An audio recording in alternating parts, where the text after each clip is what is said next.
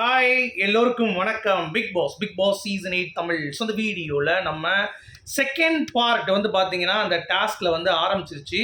So பயங்கரமாக வந்து இருந்துச்சுங்க. ரொம்ப அன்ஃபேராக வந்து பார்த்தீங்கன்னா விளையாண்டாங்க. ஸோ பாய்ஸ் ஒரு டீமாக வந்து ஜோடி சேர்ந்துட்டாங்க, கேர்ள்ஸ் ஒரு டீமாக வந்து ஜோடி சேர்ந்துட்டாங்க.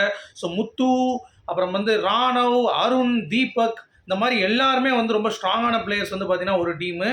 அதுக்கடுத்து ரயான் மட்டும் அந்த சைடு போயிட்டான். பெண்கள் எல்லாருமே வந்து ரயானுக்கு சப்போர்ட்டாக வந்து நின்னாங்க.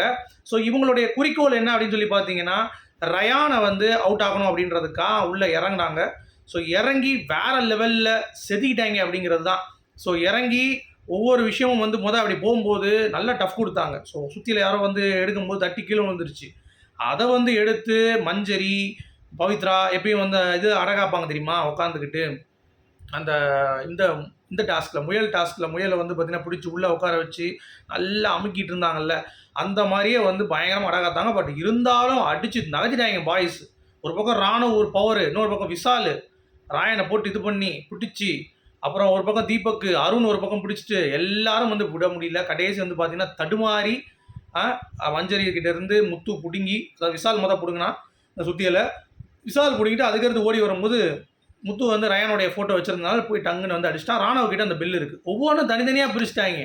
அதுதான் இங்கே காமெடியே. புரியுதா உங்களுக்கு? ஒன்றையும் தனித்தனியாக அக்கா பிரிச்சுட்டாங்க. நமக்கு அது பார்க்கும்போது ரொம்ப ஷாக்காக இருந்தது. ஒரு பக்கம் ஒருத்தண்ட வந்து இது இருக்குது, அந்த தட்டு இருக்குது அடிக்கிறதுக்கு, இன்னொருத்தண்ட சுத்தியல் இருக்குது, இன்னொருத்தண்ட ஃபோட்டோ இருக்குது.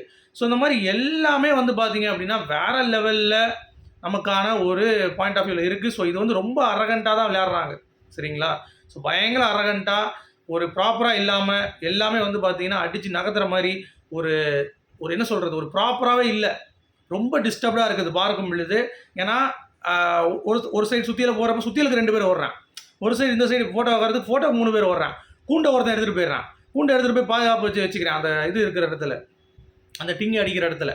ஸோ இந்த மாதிரி எல்லாமே வந்து எடுத்து வச்சுக்கிட்டு நிஜமாவே இது வந்து ஒருத்தனாக விளையாட முடியறதுக்கு தான் டாஸ்க் கொடுக்கணும் டிக்கெட்டு ஃபினாலே. இதுலேயும் வந்து பார்த்தீங்கன்னா சண்டை போடுறதுக்கு என்ன இருக்குது அப்படிங்கிறது எனக்கு புரியவே இல்லை.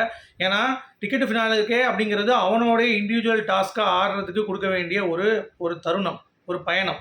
சரியா? அதை விட்டுட்டு இவனுங்க வந்து பார்த்தீங்க அப்படின்னா மொத்தமாக அடிக்க விட்டுட்டு இந்த ஜல்லிக்கட்டில் மாடெல்லாம் போய் ஒரு இது வரும் பார்த்தீங்களா, அந்த மாதிரி இருக்குது பார்க்குறதுக்கு. ஒரு ரொம்ப ஒரு பயங்கரமான ஒரு என்ன சொல்கிறது, ஒரு சீன்ஸ்லாம் நம்ம பார்க்குற மாதிரி ஒரு சூழ்நிலை வந்து ஏற்படுது அப்படிங்கிறது தான். சரி, அப்படி இப்படின்னு பிடிச்சி அடித்து என்ன பண்ணுறாங்க அப்படின்னா கடைசி விசால் வந்து சுத்தியல் எடுக்க புரட்டி போட எல்லாம் ஒரு கட்டத்துக்கு மேலே வந்து பார்த்தீங்கன்னா எடுத்துட்டு அந்த சுத்தியலை எடுத்துகிட்டு முத்து வந்து போய் அடிச்சிடுறாரு, ரயானை வந்து எரிச்சிடுறாரு. இப்போ அடுத்த ரவுண்டும் வந்து பார்த்தீங்கன்னா பயங்கர கான்ட்ரவர்சி போகுது.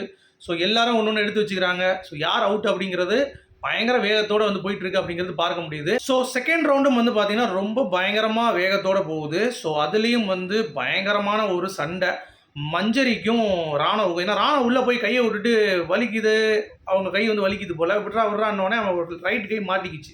ஸோ அதை எடுக்கிறப்ப என்ன ஆகுது அப்படின்னா மஞ்சரிக்கு வந்து ரொம்ப வலிக்குது போல், அதுக்காக சண்டைக்கு வராங்க. எதுக்கு நீங்கள் வந்து ரொம்ப ஓவராக டைட் பண்ணி பிடிக்கிறீங்க, ரொம்ப கஷ்டமாக இருக்குல்ல எங்களுக்கு அப்படின்ற மாதிரி வந்து பார்த்தீங்கன்னா கேட்குறாங்க.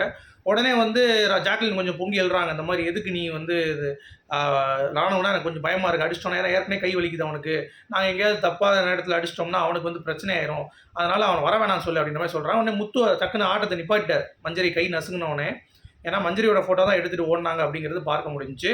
ஸோ அதனால் ரொம்ப சப்போர்ட்டிவாக வந்து நின்று எல்லாத்தையும் அவுட் பண்ணுறதுக்கு பயங்கர பிளானிங்கோடு போட்டு ஸ்கெட்ச் போட்டு பண்ணுறாங்க. என்ன இந்த ஆட்டத்தில் வந்து பார்த்தீங்கன்னா ரொம்ப மூர்க்கத்தனமான ஆட்டமாக இருக்குது. பயங்கர வேகம். ஏதாவது வந்து மணி மேலே விழுந்தாலும் சரி, இல்லாட்டி அந்த கட்டையில் கால் அடித்தாலும் சரி, இல்லை அந்த சைடு போய் ஏதாவது பட்டாலும் சரி, எல்லாத்துக்கும் வந்து பார்த்தீங்கன்னா அன்ஃபேராக தான் இருக்கும். அடிபட்டுருச்சுன்னா இப்போ அவங்களுக்கு பிராணம் மாதிரி கஷ்டப்பட தானே வேணும்.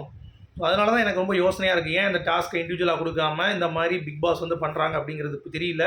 ஸோ இதுலேயும் முத்துக்குமரன் தான் வந்து அடித்து மாஸ் பண்ணிட்டார் அப்படிங்கிறது தான். பட் எனக்கு தெரிஞ்ச வரைக்கும் இந்த மாதிரி ரொம்ப பயங்கரமாக விளையாடுவது அப்படிங்கிறது ரொம்ப ரிஸ்க்காக வந்து படுது.